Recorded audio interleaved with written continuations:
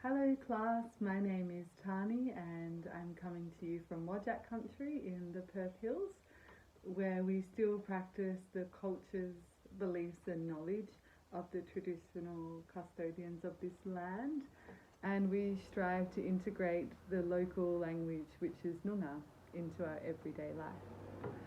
So, KL. Given that Australia has 2,000 different ethnic backgrounds and more than 150 Indigenous languages, we as pre-service teachers must know how to teach our ESLD learners. The first thing is that the social and psychological environment must be positive. This is known as Schumann's model. And the second thing is that we're not trying to whitewash or use standard Australian English to dominate the classroom. This is known as Berry's acculturation model. So while integration and immersion does help ESLD learners, their own language and culture must be recognised and preserved. In fact, knowing the student is the first step before trying to teach them anything. So what is their background? Is there trauma? How is their relationship and motivation to learning? Have they been to school before?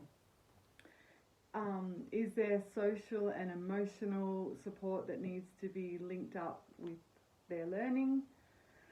So aside from establishing a personal connection between teacher and student that will support learning, educators also need to do some background work to find out about the learner's cultural background in relation to language. So for an example, what is the language or languages that the students already know?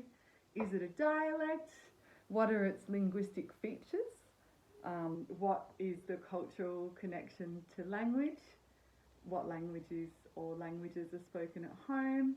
How is it expressed? Is it an oral language? What are the cultural cues around speaking, listening, and how is it written? So as educators, we need to understand that language acquisition our learners already have, and then use this on how to bring standard Australian English to them. For example, Indigenous languages are highly oral, so you're not going to begin with written standard Australian English. Once you know the student, the next step is to use a progress map to identify the speaking, listening, and reading and writing skills of your student. And in Western Australia, we have a document where each modal level has explicit teaching guidance that includes scaffolding instructions and planning for meaningful lessons.